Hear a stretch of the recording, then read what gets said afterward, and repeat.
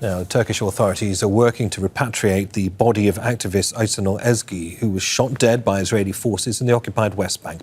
Supporters have gathered at the Nablus Hospital, where the dual Turkish-US citizen's body is currently being held. She was shot in the head by an Israeli soldier while at a demonstration on Friday. However, the handover of her body may be delayed by the closure of the border crossings with Jordan.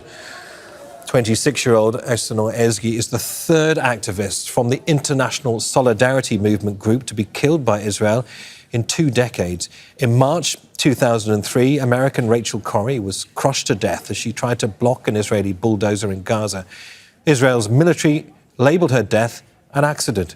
And in April of the same year, British citizen Tom Herndl was shot in the head by an Israeli soldier. He died in hospital 9 months later. The Israeli soldier who killed him was jailed for 11 years, but was released early. Let's speak now to Neta Golan, who's the co-founder of the International Solidarity Movement. She joins us from Nablus. Welcome to Al Jazeera. So, as I've outlaid there is a long history of human rights defenders risking everything to go to Palestine. What do you think drives them? First of all, thank you for having me. I think it's both, people's desire to live in a more just world where, this American-supported genocide that's happening in Palestine right now, would not be possible. Where there's, people want to live in a world where they can be safe, where their children can be safe. And this is why, because right now Palestine is at the forefront of this struggle for human rights, actually, and the rights of indigenous people to stay on their land. People come to be part of resisting the system that's trying to, that just steals land by force and implements, an unjust system. And also because when they come here, they can actually confront this system. We all live in some ways under this white supremacist, still, in some places post-colonial, in some places still colonial system. Neta, but in confronting the system, as you say, the International Solidarity Movement that Aysenur was a member of has lost a number of its activists over the years. As we mentioned, American Rachel Corrie killed in 2003 by an Israeli army bulldozer.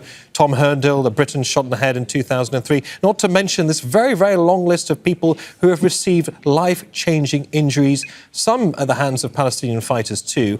How aware are these, many of them young, people of the dangers? What's at stake? I'm sorry, but international volunteers were not named at the hand of Palestinian fighters. I'd like to note that. But people that come here are aware that they're facing a genocidal military. The people the people that are implementing now the genocide is spreading to the West Bank.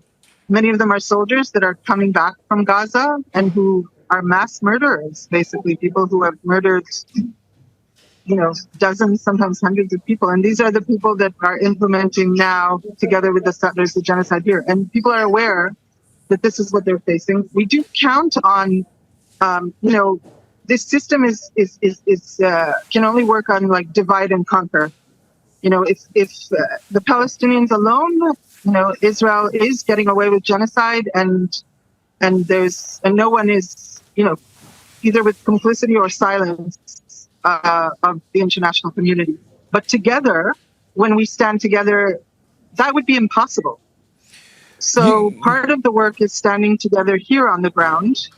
And while we have had, Aysenur was the most recent tragic, murder of a volunteer that was posing absolutely no risk. But it was done because our work is so effective and they want to stop it. You're an Israeli activist. Sorry, let me jump in. Because you are an Israeli activist. How differently are you treated by the Israeli authorities? Very differently. I mean, internationals and Israelis, when they murder. They still have yet to kill an Israeli activist. But when they injure Israeli activists, when they have injured Israeli activists, it did cause a big, there was pushback from within Israeli society. And the same goes for, when they killed Rachel Corrie. On one hand, the American government did nothing. And other Americans that have been murdered by Israel, the American government did nothing. But there was a lot of, they lost many, on the diplomatic, there was pressure, media-wise, like they lost, their narrative was damaged. While, on the same day that Rachel was killed, for example, 7 Palestinians, including the mother of 7, was murdered. And that, that's like part of the norm that people are used to. So there's a much heavier price when it's an international activist, and definitely when it's an Israeli activist, and we are treated differently. The Israeli government, the Israeli government has accused the ISM, your organisation, of having links to armed Palestinian groups. I mean, how are the deaths of foreign volunteers perceived compared to the deaths of Palestinian activists? Are they immediately tarnished with being accused of having links to armed organisations?